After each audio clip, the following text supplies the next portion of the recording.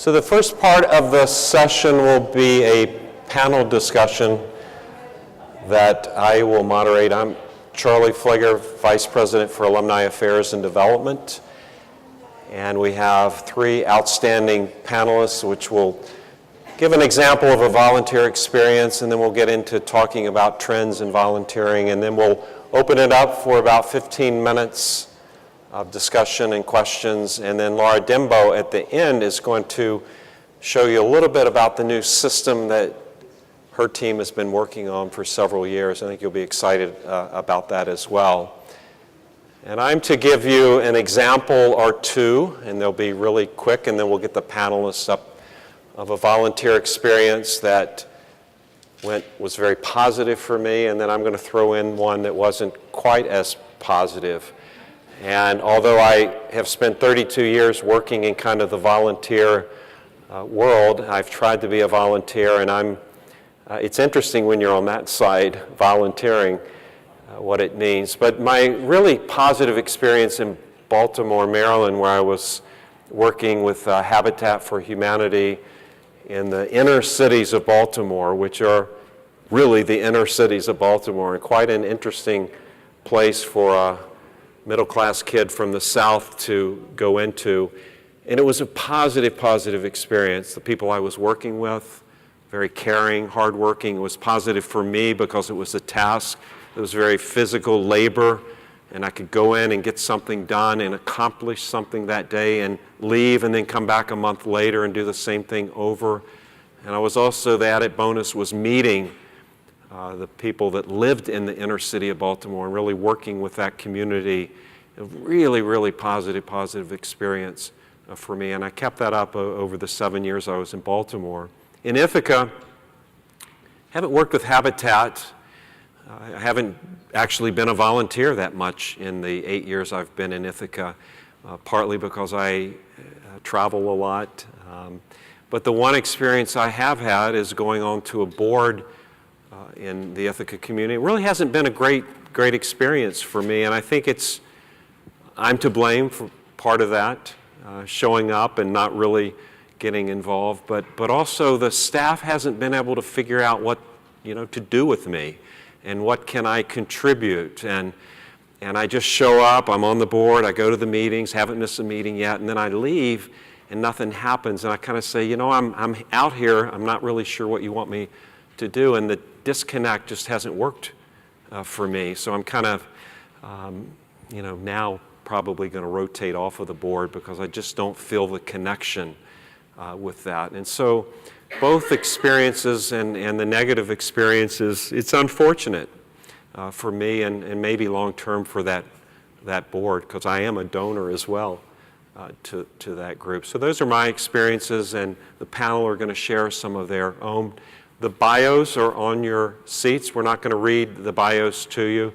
They're very accomplished people, randomly selected, by the way. And so I'm going to ask each of them to come up. Richard Kiley with the university, and Eileen Walker, a trustee at the university, and Charlie Mulligan, a graduate of the Johnson School, and also partnering with Laura Dimbo on our new project. And I'm going to turn to Richard first and ask him to give us a little overview of his volunteer experience, and we'll go down the line.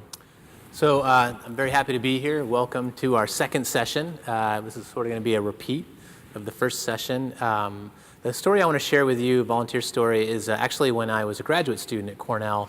I had the opportunity to lead a group of students down to West Virginia at a shelter for women and families.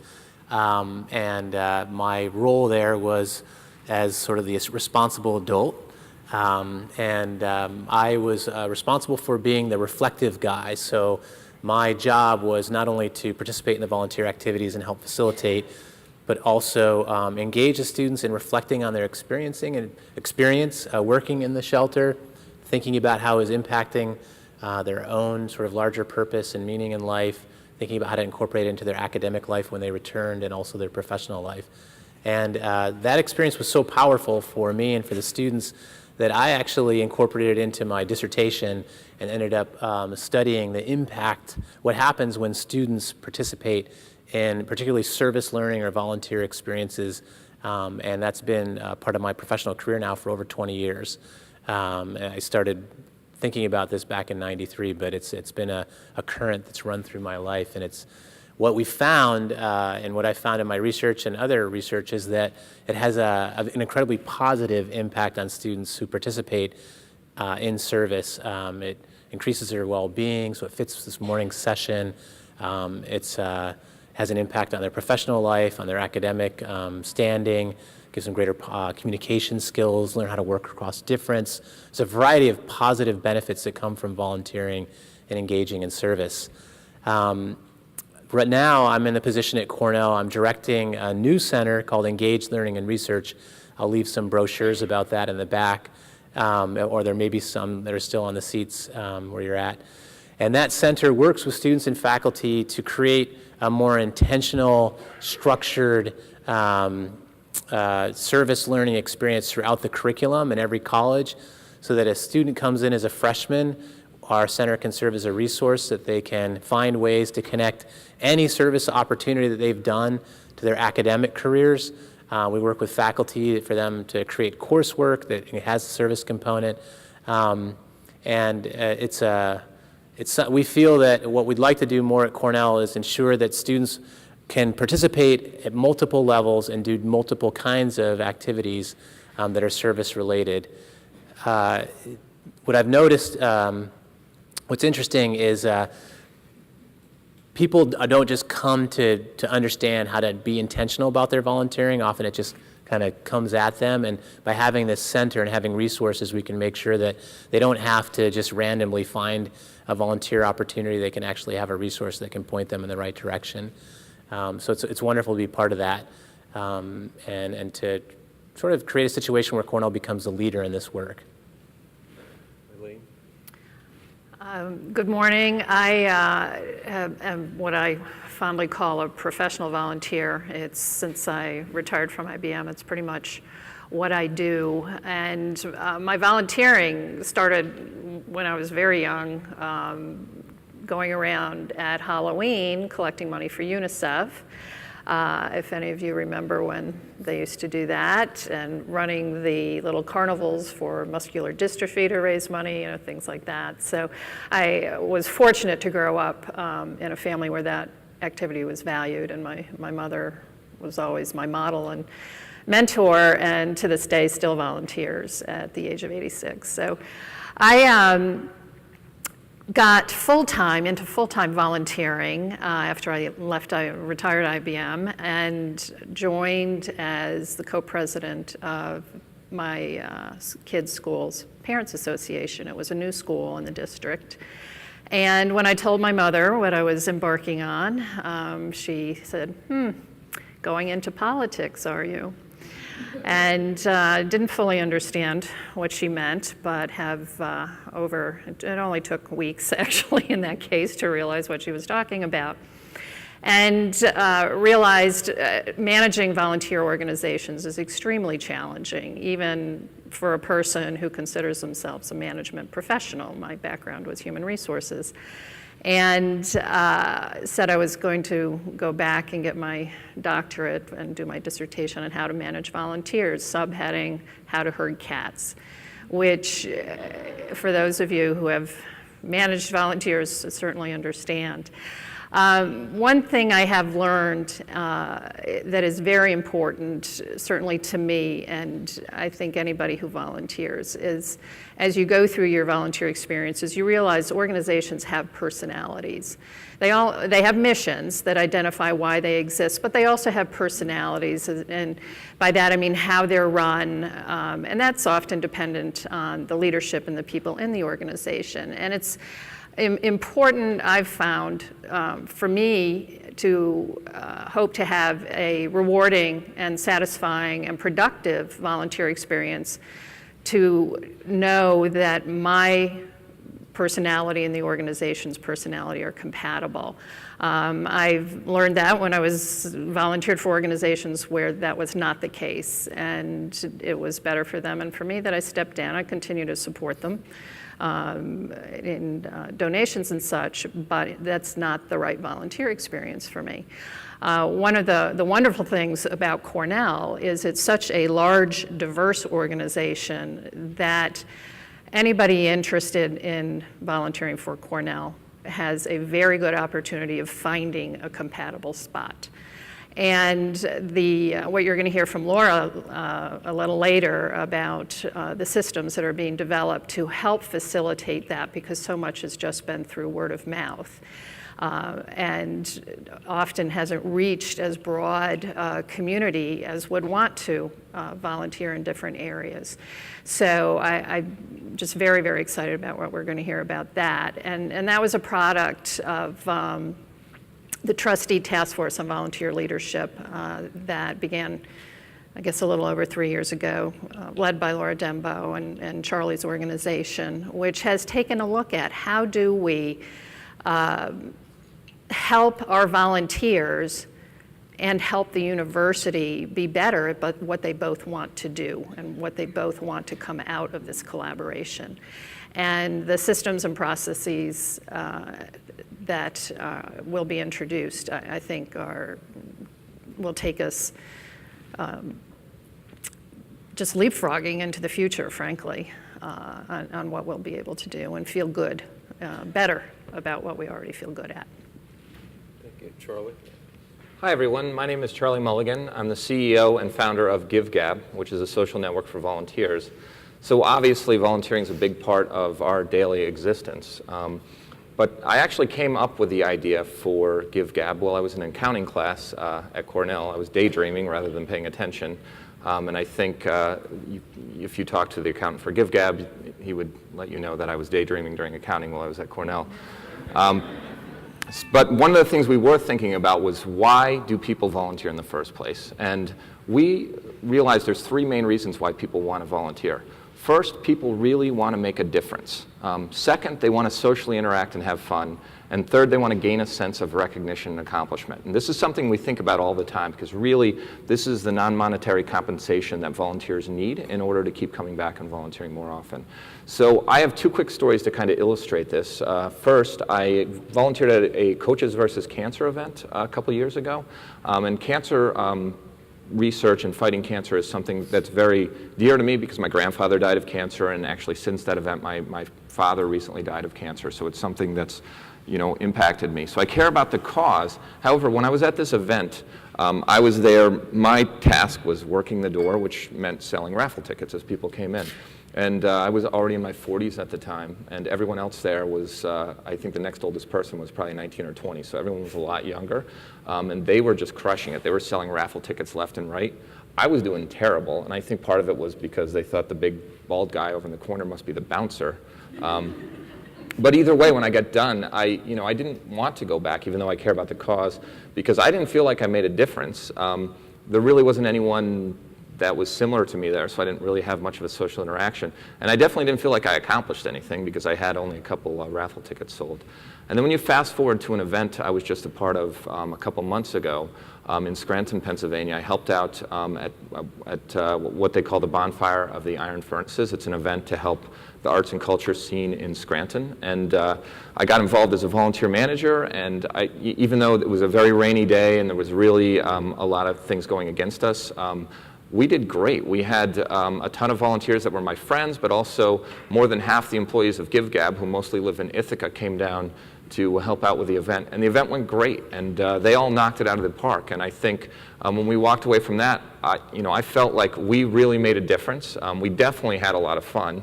And then we knew what we accomplished, and we had ended up raising about $15,000 for them. So we could see a number that we felt we had an impact on. And I think that's really what we try to do, and I think that's what hits volunteering on the head, is if you can satisfy those three needs, people will definitely volunteer more often. So.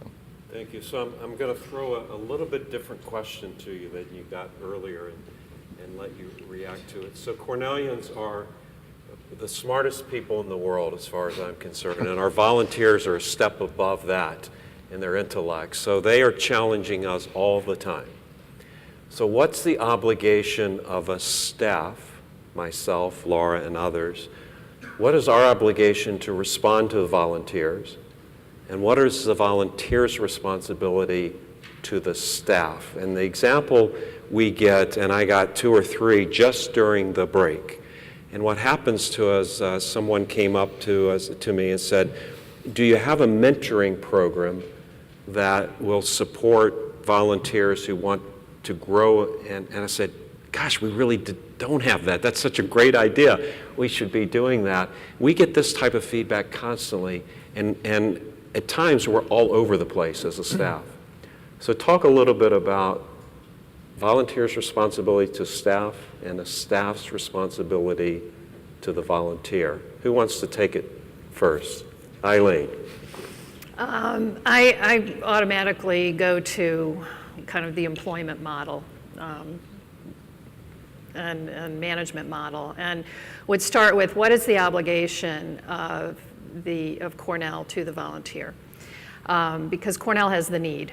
So for the volunteer, and I believe the information or obligation to the volunteer is to be as clear as possible in what the need is and what the boundaries of the role, the volunteer role are. Because then the hoped for result is more likely to occur.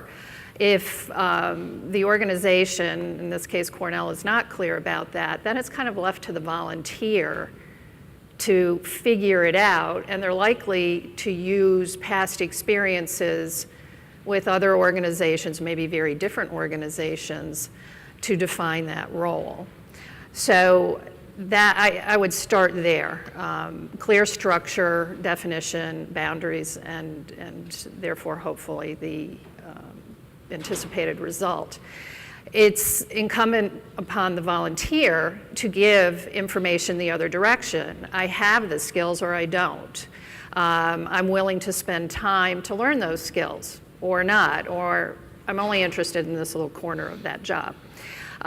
So what your boundaries are and what your abilities are. And it's very much a matching process. And then with information traded and feedback at the result, the debriefing, if you will, at the result, or at the end when you have the results, to improve the process for the next time, hopefully. And from that, you can then build a long-term relationship with a volunteer career path. Charlie, wouldn't it be interesting if we had a matching program that could do that for us? Yeah. Well, obviously, this is a great time for a plug for us because we built a system for Cornell that helps do exactly that, match people. But what we always think of when we're doing this is those 3 points I was saying before, and I completely agree with Eileen that you need to make sure it's a back and forth and it's not just a one-way street, but it's a back and forth for those 3 main needs. And I think a lot of times people at a nonprofit group are just thinking, this is what I want to accomplish, so I just want volunteers to just accomplish this. But I think they also really need to think of the needs of the volunteers. Is this helping them feel like they make a difference? Is this a social and fun environment? And do I let them know what they accomplished? And I think that's technology can help in a little in that, making the connection piece easier to deal with, but it also can help just remind volunteer managers to thank volunteers. I mean, that little step is something that's a hugely important thing, and then also let them know what they actually did. And I think those seem obvious, but they're not as easy to do, and a lot of people forget to do it. So. Yeah. Richard, anything from the student perspective? So I was just thinking back to when we created this new Center for Engaged Learning and Research. The goal of that center was to help foster a culture of community engagement at Cornell. And within the first week, I got an email from an alum who's had a leadership role in Cleveland with the Alumni Association there, Dan Manser is his name.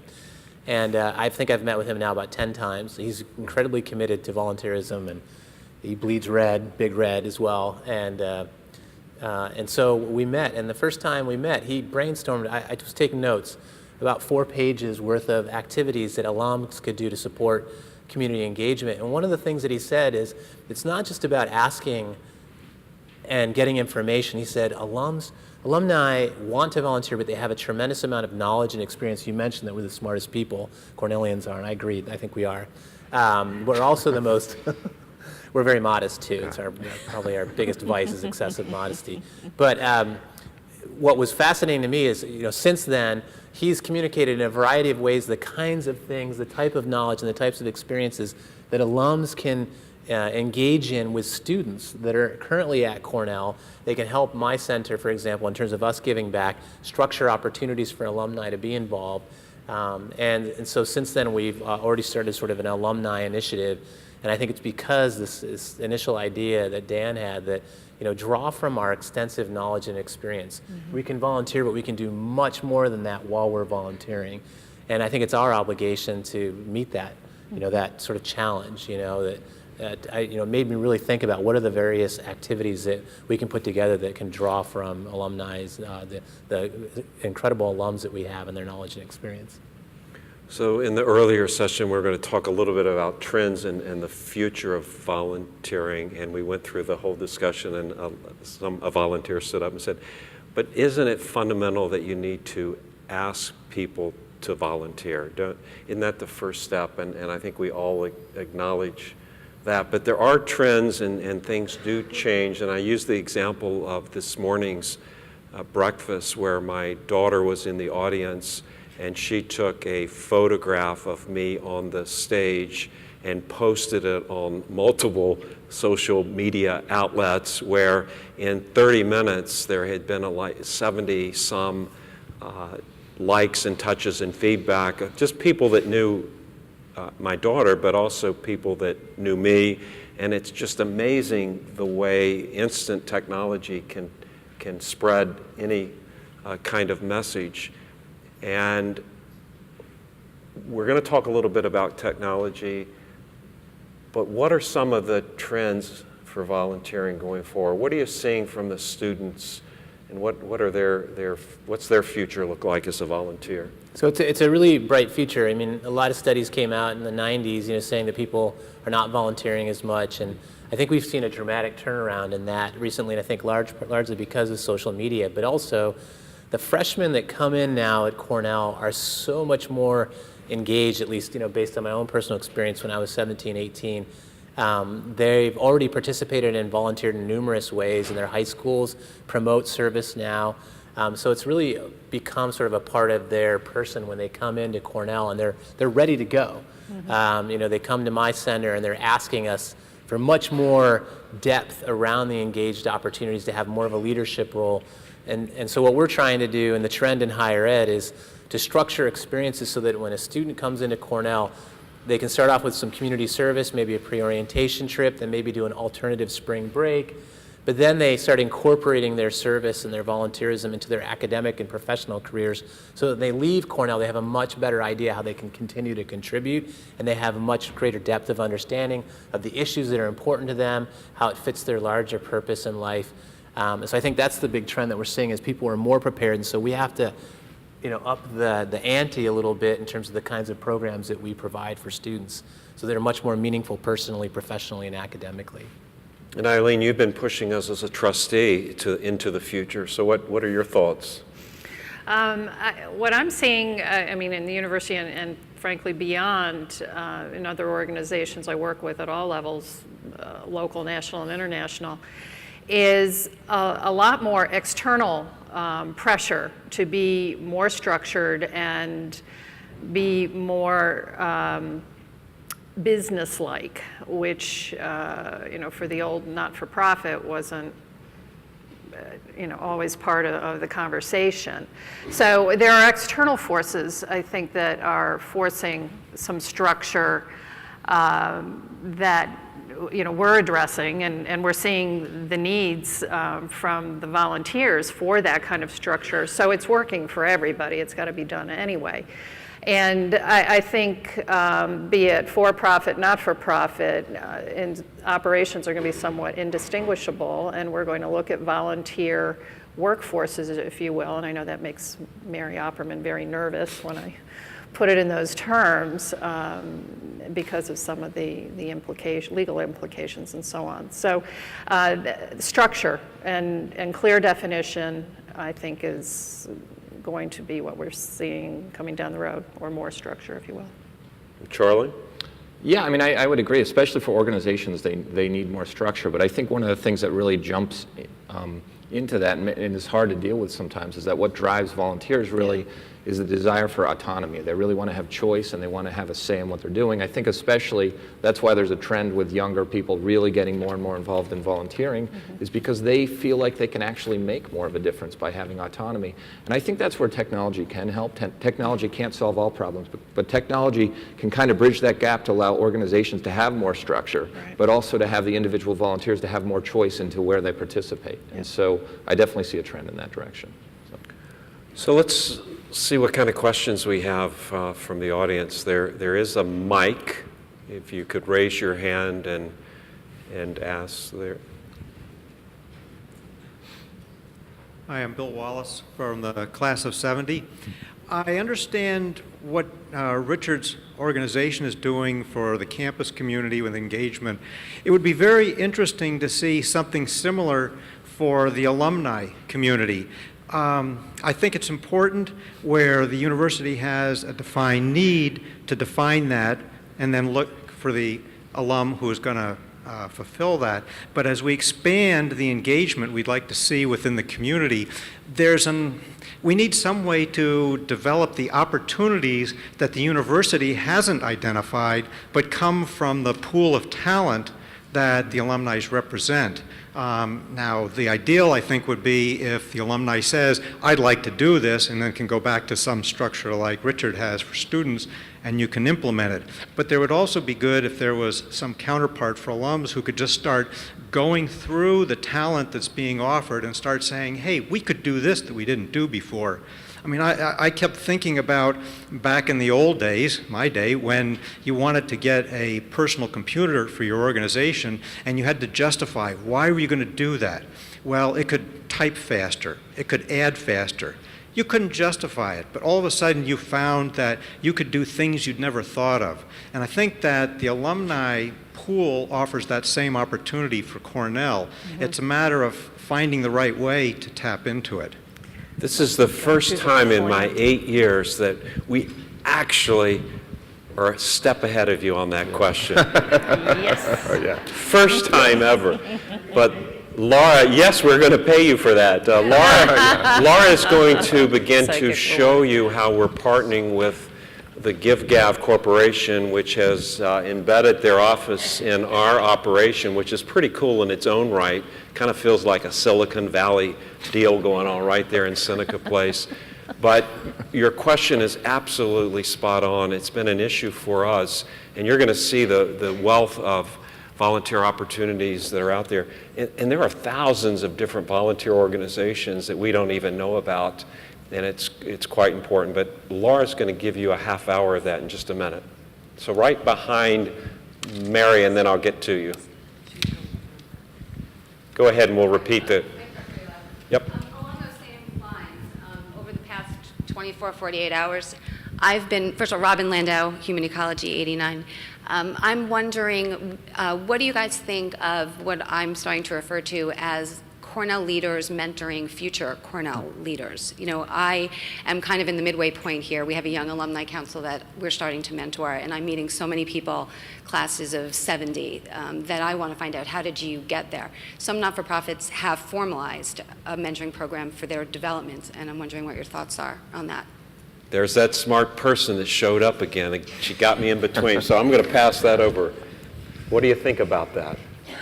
I think that's very important to, frankly, the future of any organization, but it would be extremely useful. And it's come up this morning in a couple different ways. And one thought off the top of my mind, other than a formal mentoring program, individual mentoring program, which I think we may have don't want to put words in anybody's mouth, potential of developing in association with what Laura's been working on, is having big sister, little sister classes, if you will, big brothers. So you could have a class, so your class could be matched up with the class of 76 because we're brilliant and are happy to share everything we know and have a formal relationship, because what the class of 76 needs is somebody who's far more familiar with today's social technology and tools, because other than I know my kids use them, I'm kind of clueless. So it can work both ways, to be perfectly honest with you. So there's a thought. Other, Charlie? Yeah, I think one of the things is that if you connect the right people with the right opportunities, especially if you get them involved even if a one-off opportunity or a day of volunteering opportunity, they'll become more involved with that organization, then they'll become an ongoing volunteer, and once they do that, wherever they are, they'll become that mentor, I think, once they become passionate about something. And so that's really, technology can get you that first step, but then once people get passionate about it, they can decide to have the impact in their own communities. And that's what I would challenge everyone in here. I mean, you can be a mentor on your own, and I think you can definitely help people do that. And one of the things we're trying to do with Cornell is just make sure that people get that initial step, and it really spreads out across the country, across the world, which is really the global reach of Cornell.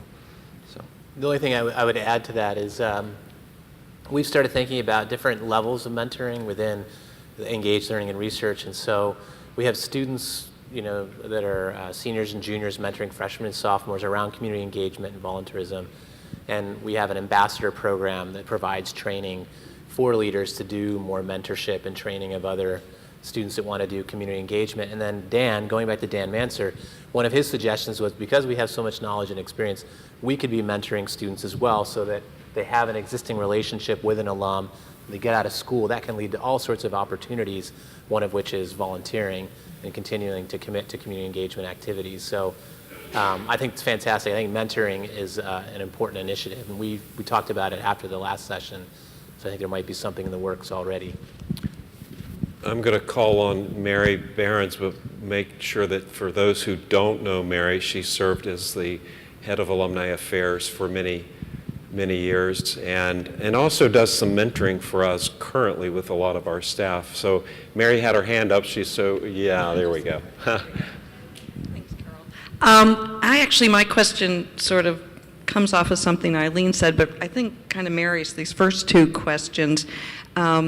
In that this volunteer Job Corps, I would love to hear more about thinking or discussions you're having, Eileen, on this, because whereas the platform we're going to see is really fabulous and is understandably starting with existing job opportunities, I think our first question was the one that always happens to us on the staff and as volunteers, is that the volunteers there'll be, whatever it is, 4,000 volunteer opportunities on this new platform, but there's still a lot of really great ideas that volunteers are ready to start today. And so is there a clearinghouse? Is that what this volunteer Job Corps is? We've got this huge group of us, baby boomers, getting to a point in life where we have more volunteer time. Every Cornellian I've talked to loves the opportunity to have a meaningful relationship with campus and an excuse to come back because their kids are finished now and they still love Cornell. So I guess maybe starting with the volunteer Job Corps, and can we really get an army of ongoing resources? Because I know those legal challenges with how much volunteers can do and how it will help with the overflowing response to the new platform. I would say we've had that volunteer Job Corps, our Red Army, so to speak, Big Red Army, I guess we'll call it. Now what we're trying to do is offer those volunteers more flexibility in being and transparency, frankly, in knowing what is available. What often has happened in the past is you got involved perhaps because you were asked by somebody you knew. And then when you're successful, that person asks you again and asks you again, and you're very competent, so you keep getting asked. But it doesn't broaden from there in many cases, just simply because the relationship is working, if you will, the informal contract is working, but you don't know what you don't know. And what this system will do is allow two things to happen. One, we've talked very much about the catalog, if you will, of volunteer opportunities. But what it will also allow you to do is register your skill set. So the point made earlier about not knowing what potential you might have until you see somebody down, has listed themselves with the skill of copywriter. Our class has a reunion coming up. We could really use the help in that area. Wouldn't have occurred to us before, but we should have the ability for you to search on skills like that now, so you can potentially find a volunteer to help you with that particular example.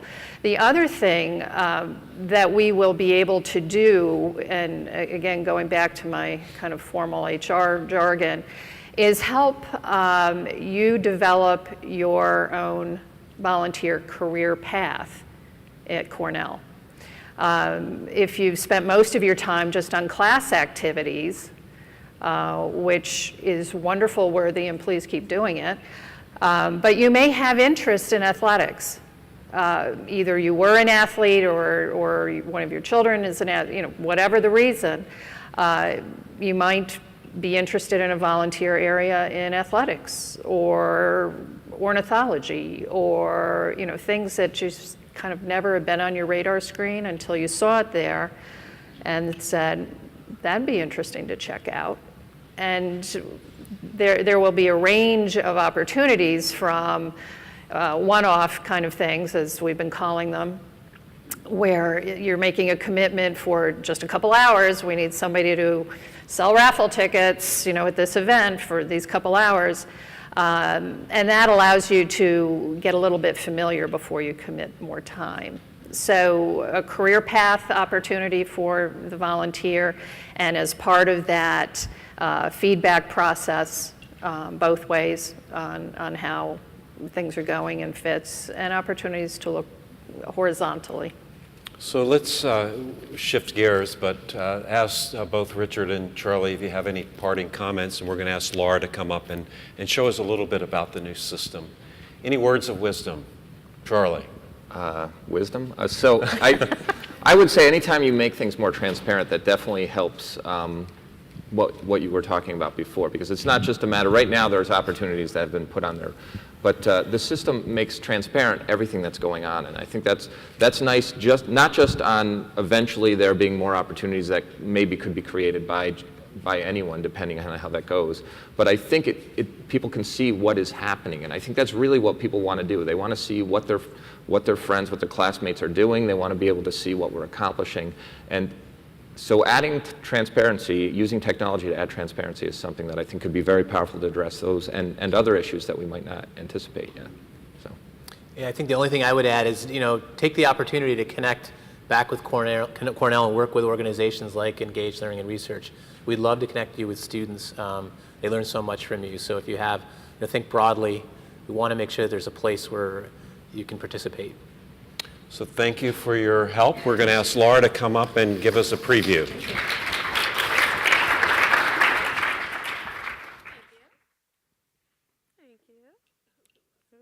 Yay. All right.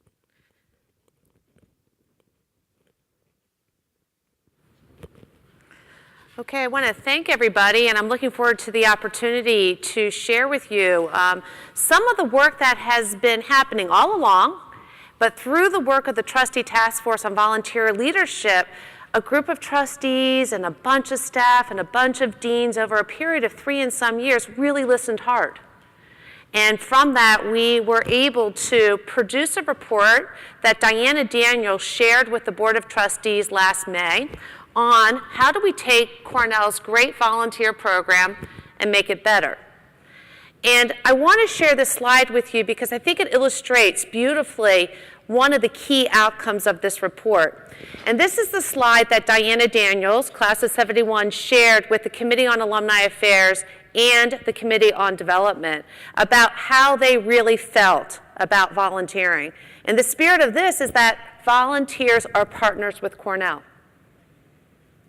We need both in order to be successful. So, as I shared, what was really nice about the task force is that we were working with a very strong program. We knew it, and so we took our time, and for that, I'm incredibly grateful to the trustees and to Charlie to give us the time to do evolutionary change. But through that, we did come up with 7 recommendations. And you can see them, and the task force has given us 5 years to implement them. And the reason behind the 5 years is that these need to be owned by the volunteers. One of the really great things about the trustee task force is that before we submitted the report to the Board of Trustees, the task force shared the report with every academic dean and vice president and volunteer leaders and said, did we listen well? And they said yes, that what we were saying was not rocket science, but it would be the thing that would move us forward. An area that was low-hanging fruit for us, and I'm going to talk about our website before I get into the system, was this notion of enhanced communications. One of the things that we heard from our volunteers is that, Laura, please remember that this is fun, that it should be fun. Don't ever big red tape this. All right? There are times when you feel the constraint of the Cornell big red tape. So please make it fun, but make sure that our precious time is impactful. There are times we're not convinced of that. How can you make sure that that's the case? And, yeah, we want to be at the table. We want to know that you find value in us. So a way that we have begun to demonstrate that is this is the website that you go to when you go to alumni.cornell.edu volunteer, right? You guys maybe, hopefully, have been there. And we love the picture up there. That was a step in the right direction. That came from CALC last year when we offered our first CAA Cup. But other than that, I don't know if I would describe that as fun. Right? Doesn't seem very interactive. It seems like Cornell's pushing some stuff out to you and that you should be really grateful. And so what we wanted to do, based again on what we've done, and this is the new website, same URL, is make this more professional, more engaging, more volunteer-owned. And I'm going to talk a little bit about the mentoring. So I got to tell you, I'm a career counselor by training. I value relationships. These are the most important things. So while I'm introducing a lot of technology, please know, as long as I'm in the position I'm in, technology will never replace human interaction. It's going to facilitate it. We're going to use technology to get the infrastructure done, learn from it, and it's going to give us more time to spend time with our volunteers so we can have good impact for Cornell. So a couple of things I want to share with you. We thought it was really appropriate to continue to use that slide. Do you guys like the slide? Yeah. Right? It's a beautiful illustration, and the trustees really felt that true and through. The other thing that we wanted to do is we wanted to devote the right side of the website to volunteers. I know.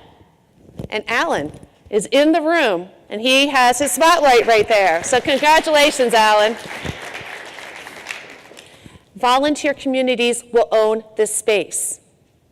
So if you're the president of the Long Island Club, at some point you're going to get some time on this site, and you're going to choose which pictures you want to show. You're going to choose which volunteers you want to profile.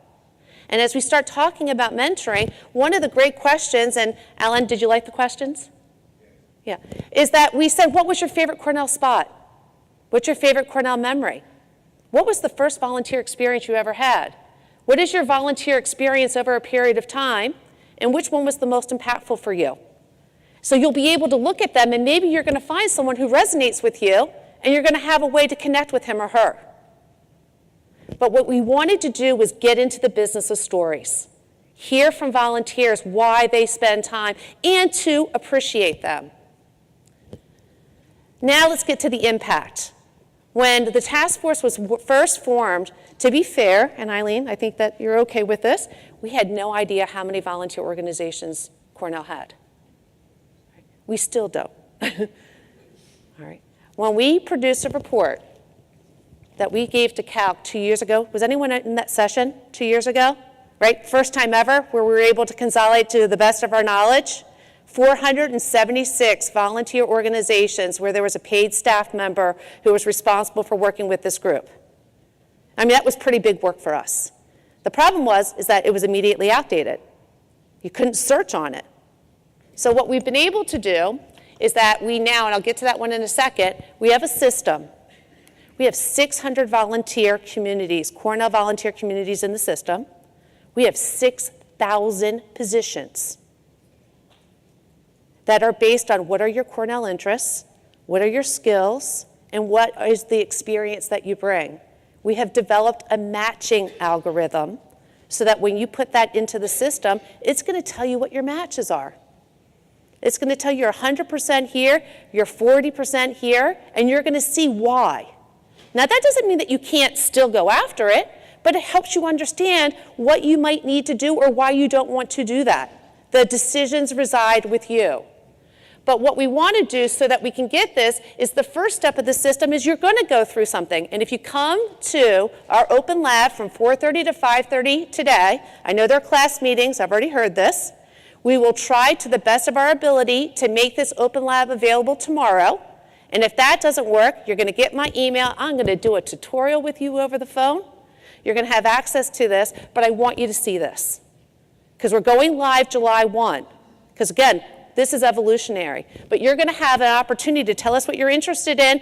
Matches will emerge. But you may not want to do that. You just may want to explore the communities. One of the other things that came in and benefit of the trustee task force is can positions are in the system. Cornell Career Services positions will be in the system. How many of you have found that you only know about certain organizations but you don't know about the others? We're doing one-stop shopping. Richard's positions will be in the system so that we can have a better sense of what the opportunities are so that you know what's available and how to utilize your time. The other thing that we'll be doing is you might want to know what the opportunities are. One of the things Mary Behrens and I have been talking about, and we're excited, is that yes, there are always ongoing opportunities. We call them kind of like term positions. But if you want to think about the future of volunteering, it is all in what the next section that we're going into. It's one-off opportunities. Done in a day, we're calling them. We think it's kind of fun. Where you know in one day, couple of hours, you can have impact. As volunteer leaders, if you're a club or class officer, you're a CAN group, this is how you can expand engagement. Through our website, we have started to build one-page sheets on how you might develop that. But if you're doing an event, why do you have to be the photographer, the greeter, all of that? You can disseminate that information through the system, and you can have people sign up for it, and then you have a way in which you can bring more people into the fold. Mary and I are talking a little bit right now. We have done in a day and ongoing opportunities, but perhaps there's something a little more than one day. The sesquicentennial is coming up. That's going to be more than a day. So one idea that we have right now, could it be once-in-a-lifetime opportunities? You guys will help inform that. The system will facilitate that. We can have as many as we want. We need your feedback. The other thing that we're doing is we're going to be able to nominate a leader. You can nominate yourself. This is where career pathing comes in. It was almost near to impossible to find the nomination processes for volunteer organizations. Have you found that to be the case? We are now centralizing that. And the other thing is that we're not asking you to regurgitate the information that we should already know about you or about someone else. We're asking open-ended questions and say, why do you feel Charlie Flager would be good in this role? So that when people reviewing the form actually have color, they have substance versus a regurgitation of a document that may make it difficult for the people making those decisions to make informed decisions. And then finally, something that the trustee task force really wanted to spend some good time on was this notion of sharing best practices. Why reinvent the wheel? You all want to have fun, you want to have impact. You may want to build meeting agendas, you may want to build constitutions, but what we have here is best practice templates. We have organizations who have creatively implemented their interpretation of them as samples, and you can provide samples yourself. And if you don't see something that you like or you don't see something that you need, you're going to let us know, and we're going to build that for you. So we feel that this is going to be a really effective way for you to know consistency, but at the same time focus less on the administrivia and more on the impact. So that's the site. If you right now, the site is down because it doesn't go live until July 1, right? And you can appreciate that, all right? Because, thank you. All right, but under construction, Live 21, sneak peek, you go in there, there are templates of the functionality for each one. So you can see it, you can react to it.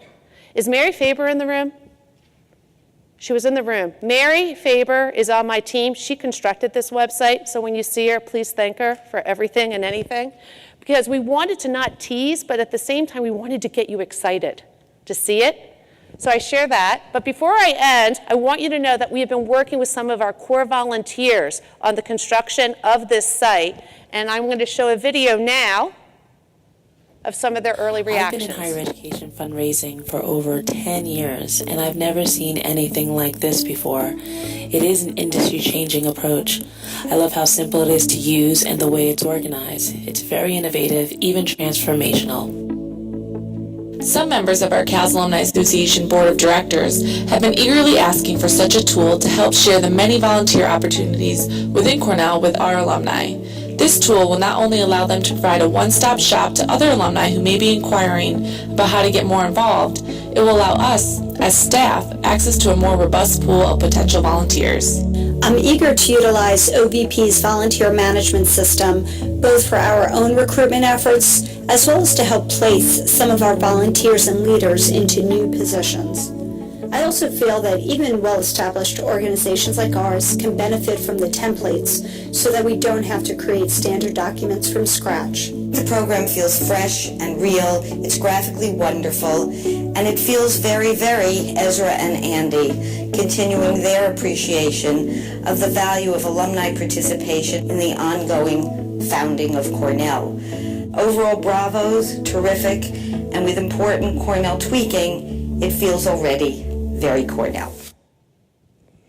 So I think the last thing I will do, other than allow them to say thank you, is one of the parting themes that became very clear to the task force and to the staff in Alumni Affairs and Development and to the staff at Cornell who work with volunteers is that we do not want to thwart your creativity.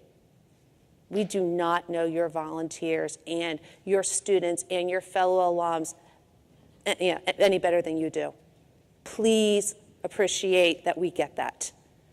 But what we can do is provide an infrastructure to make it easier for you to interpret the way in which you can interact with your volunteers as best as possible and help other volunteer leaders learn from you so that Cornell is able to reach its potential and realize its goals. So I'm excited that we're moving this forward. 4:30 to 5:30 is the open lab. Again, we'll get something out tomorrow. We'll let you know at the breakfast. And as I said, I am just a phone call away. We're excited about where volunteering is going. And with that, Charlie, I'm going to let you end. So let me thank the panelists for being here and giving us your time. Thank you very much.